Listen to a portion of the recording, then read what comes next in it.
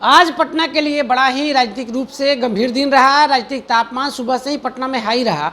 एक तरफ जहां सुबह सुबह एकाएक तेजस्वी यादव आरजेडी प्रदेश कार्यालय पहुंचते हैं और मीडिया कर्मियों से नीतीश कुमार की सरकार पर बड़ा गंभीर आरोप लगाते हैं, बड़ी पीसी करते हैं। उसके जवाब में आज जेडीयू ने अपने 3 फायरब्रांड प्रवक्ताओं को उतार दिया। तेजस्वी यादव के जिस लुभावन वायदे के बल से तेजस्वी यादव सत्ता में आना चाहते हैं, तेजस्वी यादव ने अपने पीसी में बड़ा गंभीर आरोप लगाया और बिहार की जनता को भरोसा दिलाया कि 2025 में हम इसी आधार पर सत्ता में आना चाहते हैं, भ्रष्टाचार को बंद कर देंगे। कई गंभीर बातें अपने पीसी में तेजस्वी ने कही। उसका जवाब जेडीयू की प्रदेश प्रवक्ता अंजू बारा ने दिया है। अंजू बारा ने तेजस्वी यादव के जितने भी आरोप थे सभी को एक सिरे से नकारते हुए बड़ी बातें कही है। देखिए इस वीडियो में अंजू बारा क्या बोल रही हैं। और हमारी बहन प्रदेश प्रवक्ता अंजू बारा जी से अब मैं आग्रह करूंगी कि वो इस प्रेस वार्ता को बढ़ाएंगी। बहुत बहुत धन्यवाद पूजा जी। आज के प्रेस कॉन्फ्रेंस में पार्टी के प्रवक्ता अनुप्रिया जी, पूजा पैट्रिक जी और तमाम हमारे प्रिंट और इलेक्ट्रॉनिक मीडिया के संवाददाता बंधुगण और छायाकार बंधुगण, आप सभी का बहुत बहुत स्वागत है।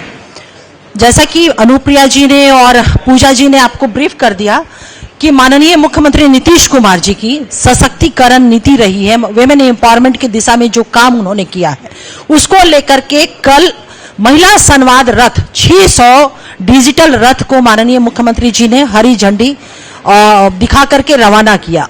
उसके बाद से लगातार विपक्ष के द्वारा बयान आने लगे, बैठकें होने लगी और एक निगेटिव परसेप्शन, निगेटिव एक बयान आना शुरू हुआ। और एक चीज और आप लोगों को देखने को मिला होगा कि माननीय मुख्यमंत्री नीतीश कुमार जी ने महिला सशक्तिकरण जो बिहार में किया है, महिलाओं को, आधी आबादी को जो उनका कॉन्स्टिट्यूशनल राइट, समानता का अधिकार जो होता है, राजनीतिक, शैक्षणिक, आर्थिक और वो तमाम अधिकार जो उन्होंने सुनिश्चित कराया, तो अच्छी बात, सुखद बात ये लगी कि लगातार जो महिला विमर्श हो रहा है विपक्ष के द्वारा, तो उन्हें अब समझ में आया कि महिला शक्ति क्या होती है। वरना 2005 के पहले की जो सरकारें रही, मैक्सिमम सरकारें विपक्ष की ही रही बिहार में, महिलाओं के साथ विमर्श तो दूर की बात है, उनके जो अधिकार थे, उनके जो सपने थे, उसके लिए भी विपक्ष ने कभी नहीं सोचा था। महिलाएं तो कभी एक हम कहें कि एक मनुष्य के तौर पे उनको माना ही नहीं जाता था। घर की दहलीज के अंदर बंद थी, दरवाजे तो दूर, रोशनदान को भी बंद कर दिया गया था। तो माननीय मुख्यमंत्री नीतीश कुमार जी ने महिलाओं को सशक्त करके एक महिला विमर्श का वातावरण बनाया है। ये एक सुखद, लगातार जो विपक्ष की चिंताएं हो रही है, कांग्रेस कह रही है कि महिलाओं के साथ बैठक करेंगे, प्रशिक्षण करेंगे, नेता प्रतिपक्ष भी लगातार बयान दे रहे हैं। तो हम महिलाएं जो हमारी आगे बढ़ी हैं हर एक सेक्टर में, और साथ ही साथ विपक्ष जिस तरह से विमेन इश्यूज पे विमर्श कर रहा है, तो ये हमारी कामयाबी रही है।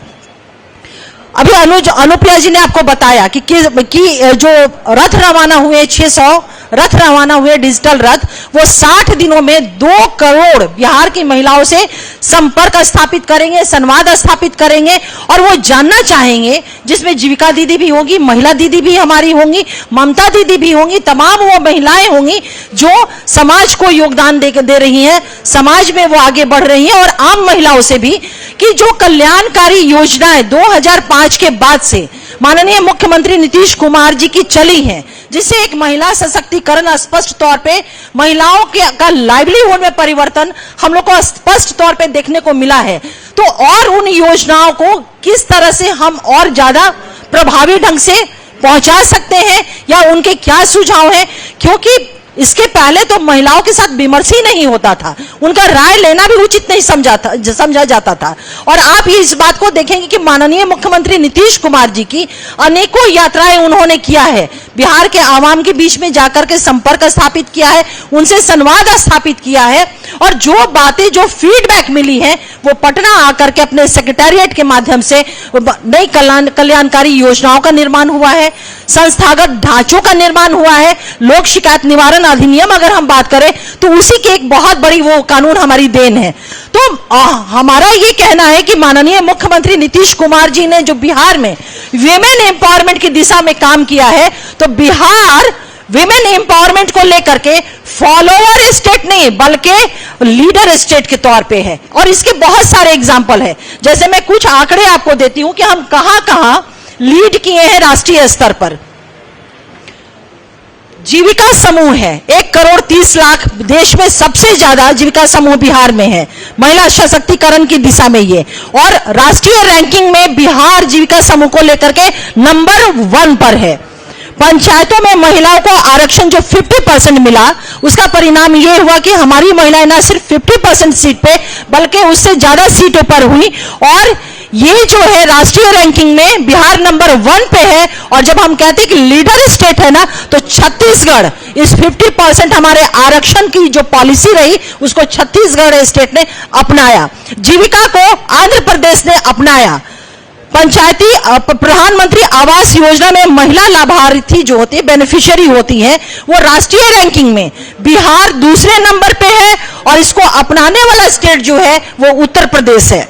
महिला स्वरोजगार हेतु लघु ऋण वितरण जो रहा है, उसमें राष्ट्रीय रैंकिंग में भी बिहार दूसरे नंबर पर है, और इसको अपनाने वाला स्टेट तमिलनाडु है।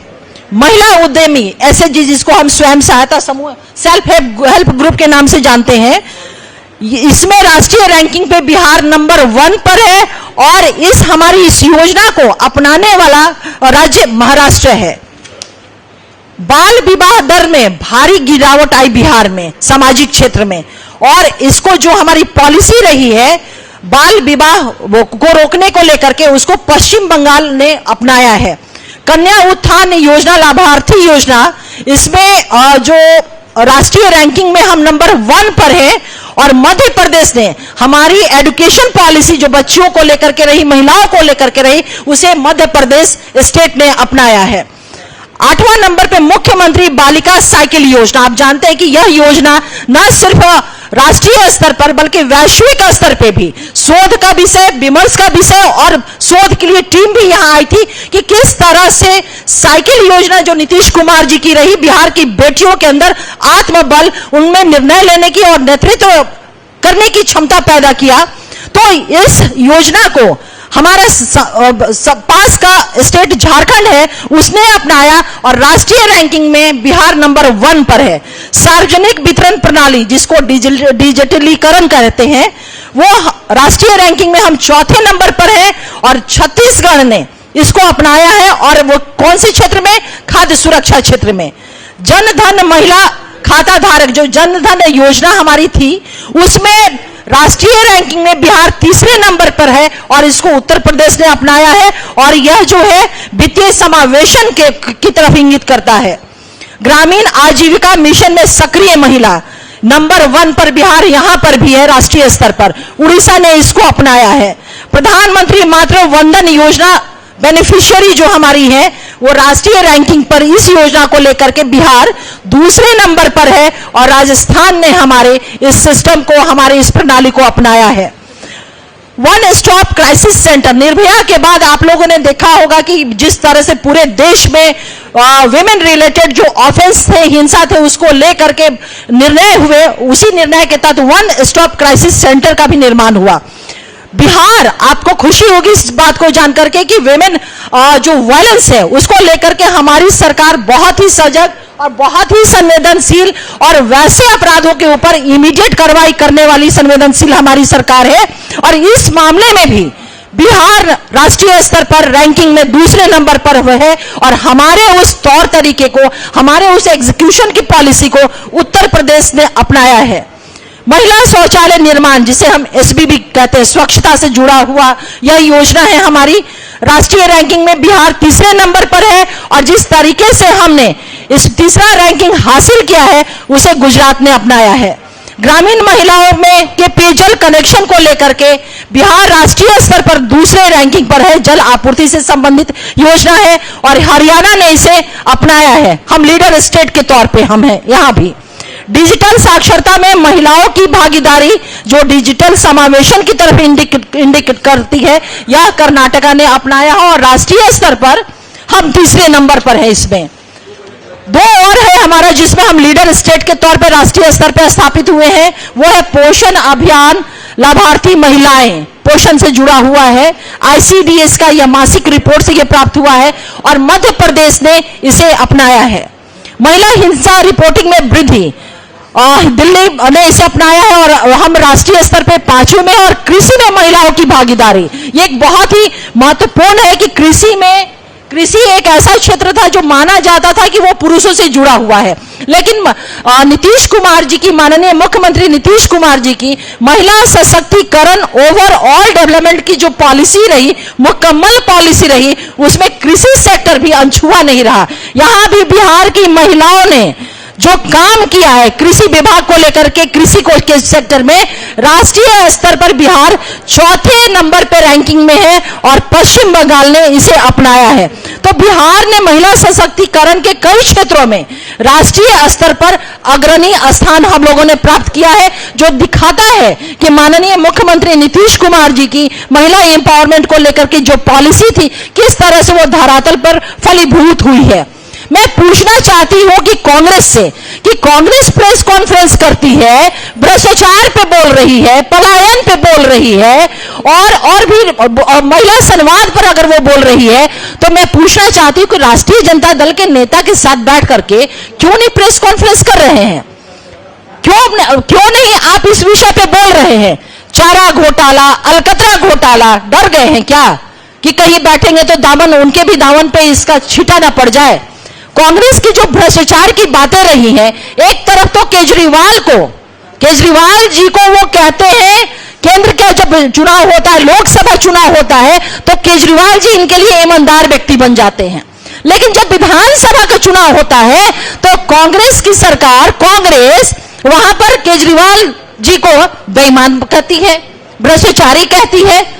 तो ये वो तय कर ले कि अगर केजरीवाल जी भ्रष्टाचारी हैं तो नेता प्रतिपक्ष बिहार तेजस्वी यादव जी को किस संज्ञा से वो नवाजेंगे? क्योंकि हम लोग जानते हैं चार्जशीटेड है ना भाई।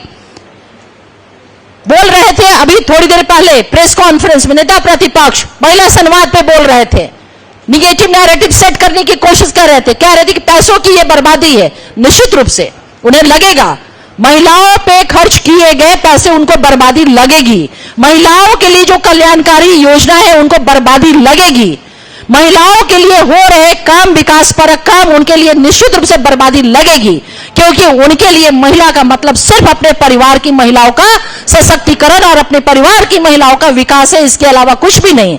और एक तरफ हमारे माननीय मुख्यमंत्री नीतीश कुमार जी का बिहार की वो तमाम बेटियां, बिहार की वो तमाम महिलाएं, उनके सशक्तिकरण, अगर वो सभी का सशक्तिकरण होता है तब उनका मानना है कि मैं मानूंगा कि बिहार की तमाम बेटियों और महिलाओं का सशक्तिकरण हुआ। पूरा बिहार माननीय मुख्यमंत्री नीतीश कुमार जी का परिवार है, और यही कारण है कि हम जानते हैं कि विकास एक सतत प्रक्रिया है, विकास कभी मुकम्मल नहीं हो सकता है जब तक ये सृष्टि है, डेवलपमेंट होता रहेगा, और उसी सतत प्रक्रिया एक शाश्वत है कि जिसके वजह से महिला संवाद रथ निकाला गया। उसमें क्या कह रहे हैं कि महिला संवाद रथ की जरूरत क्यों? वोट बैंक, वोटरों की बात कर रहे हैं।